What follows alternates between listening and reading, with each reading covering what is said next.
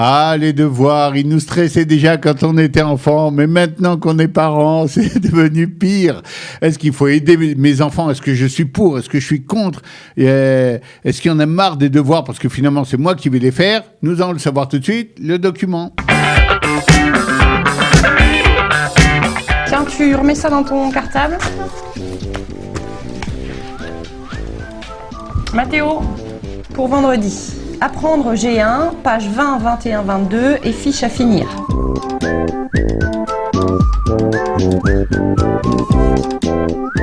Tu préférerais que je te laisse faire tes devoirs tranquille ou pas? Non? Bonjour Johanna. Bonjour Bernard. Johanna, qu'est-ce qu'on va faire? On pensait avoir passé le bac, avoir fait un diplôme et avoir échappé définitivement aux devoirs. Et nous voilà de nouveau face à nos enfants qui galèrent, qui stressent face aux devoirs. Qu'est-ce qu'on fait? Arrête avec tes questions, on n'en peut plus. Par pitié, je t'en prie, sois cool. Écoute, j'ai envie de dire que la période actuelle du corona et de l'enseignement à distance nous pousse à nous réinterroger. Parce que qu'on soit pour ou contre, on se rend compte que là, on a de plus en plus un rôle dans l'instruction de nos enfants. Et pour ceux qui pensaient avoir mis les enfants à l'école et s'être un peu... avoir donné la responsabilité à l'école de l'instruction, du coup, on ne sait plus maintenant, avec cette période, où est-ce qu'on se positionne par rapport à ce sujet-là. Alors, tu vas nous aider un peu, puisque tu as parlé de la période du corona, ça veut dire que tu es avec tes enfants à la maison, tu les vois travailler devant les écrans, ils doivent faire les devoirs, ils doivent expliquer. Comment ça se passe, pratiquement ? Et comment ça se passe pour toi? Comment tu es tiraillé Écoute, je vais pas trop rentrer dans ma vie privée, mais j'ai envie de dire qu'il y a des différences entre les enfants. C'est-à-dire, tu as l'enfant qui est plus indépendant, tu as l'enfant qui... Tu as presque l'impression qu'il cherche du yahas, qu'il cherche une attention au travers des devoirs. Et des fois, c'est peut-être pas plus mal. Peut-être qu'au travers des devoirs, on peut arriver à un temps de qualité. Alors, c'est très intéressant. Mais on a aussi des ras-le-bol. Attends, je veux juste dire que le ras-le-bol, des fois, avec un enfant, tu as plus de facilité qu'avec un autre. D'accord. Alors, on va laisser pour l'instant le ras-le-bol. On va s'occuper. Tu as touché un point très important. Quelque part, quand ton enfant t'appelle et dit « Maman, viens m'aider les devoirs, je comprends pas bien », toi, tu as l'impression aussi qu'il recherche aussi du lien en se disant « Je vais avoir maman pour moi 5-10 minutes que pour moi tout seul, elle va s'occuper ». Finalement, c'est pas obligatoirement un besoin pratique, j'arrive pas à le faire, mais je préfère le faire avec toi, je préfère que tu sois là, je préfère sentir ta chaleur, ta présence, etc. Et là, grâce aux devoirs, je risque de t'avoir, tu vas te sentir impliqué et concerné. C'est intéressant, ça. Ouais, enfin, j'ai envie de dire que normalement, des parents bienveillants, ils auraient trouvé l'occasion de s'asseoir avec leurs enfants pour d'autres choses que pour les devoirs. T'as raison, c'est l'école qui doit nous imposer. T'as raison, oui, mais les devoirs, justement, ils interpellent, parce que moi, je me souviens quand j'étais parent de jeunes enfants, ce qui n'est plus le cas aujourd'hui, eh bien, ça m'embêtait, ça m'interpellait. Je disais, mais zut, il m'énerve cette école aussi. C'est l'école, mes enfants, c'est leur devoir. Et finalement, appelez-moi s'il y a vraiment une impossibilité. Moi, j'ai fini mes devoirs, moi. C'est-à-dire, je suis sorti de ça. Pourquoi je devrais maintenant taper les enfants de mon gosse? D'autant plus que souvent, il en profite aussi pour essayer de me faire faire ses devoirs à sa place. Vas-y, papa, continue, t'es bien parti, t'es sur le bon chemin. Et j'ai envie qu'il progresse et qu'il rentre dedans tout seul. Non, c'est un peu délicat notre positionnement en tant que parent par rapport aux devoirs même. Est-ce que je dois aider? Je dois pas aider? Est-ce que j'aide pas trop? Est-ce que j'aide pas assez? Et si mon enfant devient débile demain parce que j'ai fait moi tous les devoirs, c'est super. Je vais passer de classe, mais lui, il risque de rester comme ça et finalement, il aura proposé des résultats ou des choses qui sont pas lui-même. C'est aussi une interrogation. Non, et puis, je vais te dire, il y avait cette loi qui était passée pour arrêter de donner des devoirs aux enfants. Il y a 1 ou 2 ans, non? Ah oui, mais on en parle toujours, mais il y a de plus en plus de devoirs, en définitive. Non, mais bon, maintenant, comme on disait, avec l'instruction à distance, on se repose la question, mais il y a tellement de choses. Il y a aussi le manque de patience, quoi. C'est-à-dire, est-ce que le manque de patience qu'on a par rapport aux devoirs, il peut cacher d'autres choses? C'est peut-être qu'on est surbooké en tant qu'adulte. Il y a quelque chose, je vais vous dire, moi, Johanna, je pense qu'il y a un truc qui n'a pas été bouclé quand on était déjà enfant. Il y avait une espèce de contentieux avec les profs qui nous filaient des devoirs, etc. Finalement, on a passé notre bac, on s'en est sorti, on est passé derrière un peu. Et là, on a l'impression que le prof nous sollicite un peu. Je te demande d'aider ton enfant, il faut que tu sois là, il faut que tu sois présent, sinon tu n'es pas un bon parent quelque part. Il y a tout un discours qui n'a jamais été fait ou pas prononcé, ou des fois qui est fait. Vous allez aux réunions de parents d'élèves, il dit... Aidez-le plus, soyez plus là. Et tu es en train de me juger comme parent, etc. Qu'est-ce que tu me veux? On a l'impression qu'on a un peu encore les profs sur le dos, comme si on était pas seulement concernés en tant que parents, mais concernés en tant que parents responsables, un peu comme les élèves. Finalement, le prof nous regarde aussi et veut qu'on soit vraiment impliqué. Moi, je me souviens de réunions de parents d'élèves où le prof disait des fois... Bon, maintenant, on va faire un accord tous les deux. Toi, tu l'aides beaucoup plus pour les devoirs, et presque on t'imposait le truc. Et moi, je te donnerai un feedback pour. Ouais, mais moi, je suis sorti du système un peu. Et entre ton enfant qui demande, papa viens m'aider ou maman viens, et le prof qui te surveille, qui surveille ton implication dans les devoirs de l'enfant, etc. T'as l'impression finalement presque d'être le personnage principal de cette histoire. Oui, t'es pas censé être. J'ai envie de dire que des fois, on se demande le rôle de l'école, est-ce que c'est l'instruction ou est-ce que c'est autre chose? Moi, des fois, j'ai envie de dire, bon, ok, t'étais à l'école, t'as fait tes devoirs, ça y est, à la maison, je voudrais faire d'autres choses que d'acquérir du savoir de l'école, quoi. Alors moi, je me rappelle d'un fils à moi qui disait, effectivement... non, mais moi, j'étais en cours, j'ai suivi, j'ai compris, et j'ai pas envie de faire les devoirs. C'est style pour prouver que j'ai compris, pour expliquer, j'ai compris. Il me saoule avec leur... Et là, toi-même, tu es des fois en porte-à-faux parce que tu penses à peu près la même chose, sauf que ça se fait pas. Tu dois quand même aider un peu le prof à faire passer son message, tout. Mais des fois, tu n'as pas tellement envie d'aider. Tu trouves assez justifié le fait que ton fils pense même qu'il ait trop de devoirs des fois. Tu regardes, tu dis, mais attends, il vous demande quand même énormément de choses.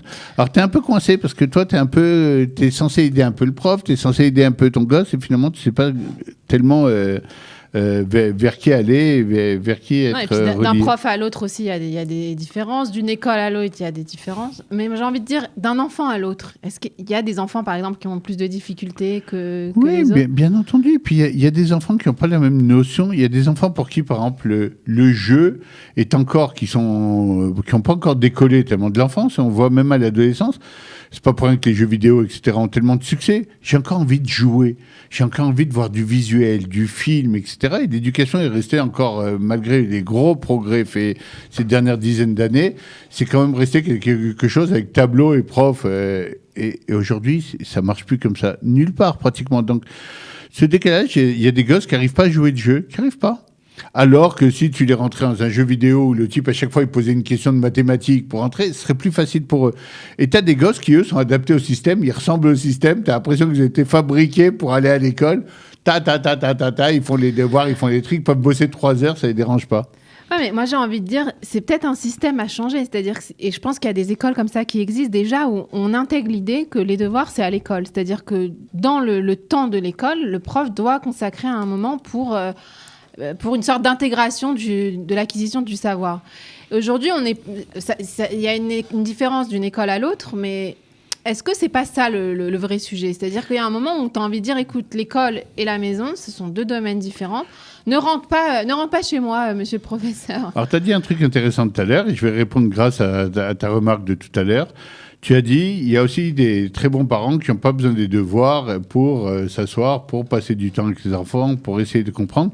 Moi, j'aimerais que l'école fasse faire tout ce qui est technique dans le devoir, c'est répondre à des questions, faire des exercices, oui, à l'école. Et par contre, donne des devoirs de réflexion à l'enfant à la maison. C'est-à-dire, on lui dirait, réfléchissez à la notion de liberté, donnez des exemples, et que là, je puisse l'aider aussi, et l'ouvrir, et lui amener qu'il y ait un vrai échange et que ça favorise. Et là, je serais beaucoup plus à l'aise. Moi, en mathématiques, tu vas réfléchir à quoi? Que si je dois faire. Alors, même en mathématiques, d'ailleurs, moi, j'ai toujours critiqué un peu l'enseignement de la mathématique, des mathématiques à l'école. Parce que moi, par exemple, pour moi, j'étais un enfant pour qui ça aurait été beaucoup plus facile, les mathématiques, si on m'avait dit, notre but, c'est de faire voler une montgolfière. Maintenant, on va apprendre les formules.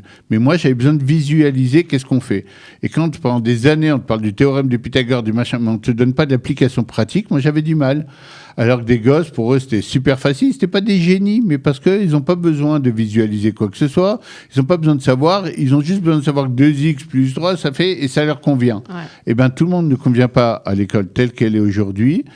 Et tout le monde ne convient pas aux devoirs et à la somme de devoirs comme ils sont aujourd'hui. C'est pour ça que tu as des enfants retardataires ou qui ne veulent pas faire, qui ont l'air frondeurs comme ça, mais en vrai, non, qui sont juste des enfants un peu différents de celui qui aurait été fabriqué pour entrer dans le système. Donc, ne pas s'affoler et de temps en temps, quand même il n'aurait pas fini tous ses devoirs et tous ces trucs, tout, c'est pas un drame. Par contre, qu'ils se sentent bien et qu'ils se sentent à l'aise, c'est aussi important.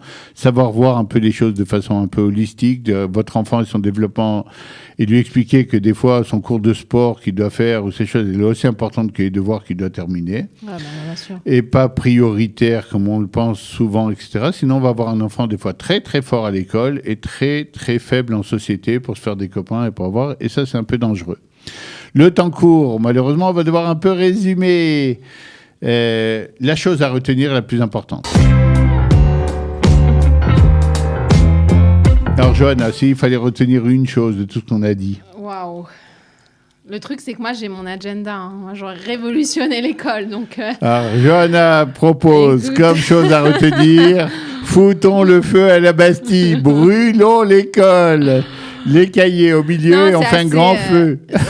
c'est assez paradoxal parce qu'à la base, l'école, c'était un droit, etc. Et puis, Non, finalement, c'est pas que c'est aujourd'hui, paradoxal, j'aime bien voir la représentante des parents dans le studio qui a envie de brûler l'école. Non, moi, me je fait parle rire. pas comme ça, Bernard. Moi, je suis, Ah bon, excuse-moi. je suis plus modérée, mais oui, je pense que le système de l'éducation, il est complètement à revoir, quoi. J'ai l'impression qu'il y a un décalage entre plein de choses. Je pense Bon, j'ai surtout pas que la envie d'ouvrir ça société, maintenant, on n'a pas trop de temps, la mais- société a fait des bons, effectivement, a changé. La façon d'aborder les choses, la façon de les voir, de les lire, etc., ne sont plus du tout la même chose. L'école essaie de s'adapter. Il y a des éducateurs qui sont déjà de pointe, il y a des écoles qui tentent des trucs, mais il va falloir que ceux qui sont à la traîne et qui tournent commencent à courir un peu, parce qu'effectivement, ça serait très très grave si à un moment donné, l'école s'apercevait qu'elle n'est plus adaptée au XXIe siècle. Elle n'arrive pas à suivre les développements technologiques, ce qui s'y passe. Elle essaye. De plus en plus d'écoles ont des tablettes, des ordinateurs, des machins et tout, pour essayer de rentrer et comprendre qu'aujourd'hui, notre gosse cherche plus dans Google que chez papa, des fois, les solutions. Je pense que le mix entre les deux, c'est la bonne solution souvent. Moi aussi, je suis pour changer des choses et pour faire des traditionnels devoirs, les changer un peu pour plus qu'ils soient la Torah qui a été donnée. Non, le devoir n'a pas été donné sur le mont Sinaï. Il y a plein de choses à changer pour que ça devienne un kiff, même de faire ses devoirs, etc. Moi, je pense au côté même low formel, informel de l'éducation. c'est ludique. Oui, aujourd'hui, il faut faire en sorte que les choses qu'il y a à faire en dehors de l'école pour compléter la connaissance soient aussi un grand kiff, un grand plaisir. Sinon, on va retrouver notre enfant qui fera pas les devoirs et qui fera les jeux en réseau Moi, sur sa je tablette. regrette quand même, tu vois, je vais dire encore complètement autre chose, mais je regrette quand même les bouquins on nous obligeait à lire, nous, dans le système français. Et ça, je vois pas dans le système israélien. Et je pense que c'est regrettable parce que finalement, on a acquis quand même pas mal de culture générale grâce aux bouquins qu'on était obligé de lire. Et là, il n'y avait pas besoin des enfants. Johanna veut changer toute l'école, mais revenir à nos bons vieux bouquins et les créer sur le tableau. On dit qu'on ne comprend plus rien, mais on va passer au point à éviter. Maintenant. Alors, la chose à éviter, Johanna. Alors, Bernard, que doit-on éviter Le stress. Moi, je suis pour éviter le stress des devoirs. Il n'a pas fait ses devoirs, il n'a pas tout terminé. Tu restes jusqu'à minuit s'il le faut. On se calme un peu. On se calme un peu. Je connais plein de gens qui n'ont pas fini des fois un devoir ou un truc de maths, etc. On fait un petit mot, on dit le gosse était un peu stressé. On lui a permis de ne pas faire, etc. Le stress, Birklal, à l'école, etc., moi, je suis contre. C'est stresser les enfants, les cravacher. J'ai vu assez d'enfants. J'ai envie de dire qu'il faut quand même faire attention aussi d'éviter l'autre côté. C'est-à-dire, des fois, tu peux passer à côté d'une lacoute. Comment tu dis une lacoute lémida D'accord, d'un petit problème d'apprentissage, etc., que pour avoir l'enfant de façon récurrente, quoi, et qui nous attirerait sur une dyspraxie, une dyslexie, etc., qui est importante. Effectivement, il faut faire gaffe. D'ailleurs, si votre enfant n'aime pas écrire, par exemple, ou n'aime pas lire, c'est des signes qui vous attirent. C'est ces choses qui sont à corriger, et plus on corrige tôt, souvent, etc., plus on arrive à des résultats. Mais d'un autre côté, ne pas interpréter chaque fois que l'enfant veut pas faire un devoir ou traîne ou il n'aime pas ça, il aimerait faire autre chose, etc. Ne pas être là non plus à cravacher. Bien sûr, il faut encourager ses enfants. Bien sûr, il faut essayer de les motiver. Mais d'un autre côté, il faut pas que ça devienne l'horreur. Parce que sinon, si en plus les parents sont complices des fois de l'école sur des trucs, bien sûr, mais c'est son avenir, c'est important. Oui, j'ai fait un article dans le petit hebdo cette semaine où j'écrivais l'avenir de l'enfant est très important, Mais l'enfant, très souvent, il regarde son présent. Lui, il sait vivre le présent, souvent beaucoup mieux que nous, qui nous projetons toujours. Si tu as ton diplôme, tu auras un bon métier. Oui, mais aujourd'hui, j'ai envie de vivre aussi. Et c'est important. Et des fois, l'enfant sait tirer la sonnette d'alarme en disant, j'aime pas ma vie d'aujourd'hui, avec l'école, les devoirs, le truc, encore plus en corona, le Zoom, le machin, j'aime pas. Ma vie d'aujourd'hui ne me plaît pas. Oui, mais investis demain, dans 10 ans, tu auras un bon métier. Ouais, 10 ans, je vais mourir, quoi, à la maison. Donc, on détend un peu, on détend l'atmosphère, on rigole, des fois, on finit pas un truc et puis on reprendra. Parce que finalement, le travail d'éducation, c'est un travail de longue haleine sur lequel il faut investir pendant longtemps. Et très souvent, oui, il faut laisser un peu de vapeur sortir, sinon on va faire exploser notre gosse. Donc du calme, très important les devoirs, très important de changer d'école aussi, d'arriver à d'autres formules plus réussies, où on rigole plus, où il y a plus d'informels, mais très important aussi de savoir dire, bon, allez, ça suffit, on va pas tout finir, on va aller se détendre et voir un petit film avec les enfants, etc. Parce que c'est important aussi pour que l'enfant se sente bien. Et c'est le conseil que donnent les éducateurs. Et aujourd'hui, pour une fois, on est d'accord sur tout, pratiquement. Et les parents d'élèves. Merci, Johanna, d'avoir été avec moi cette semaine. Merci, Bernard. Merci à vous de nous suivre chaque semaine. Et vous avez raison de le faire, car on rigole bien dans ce studio et on apprend des choses. À la semaine prochaine. Au revoir.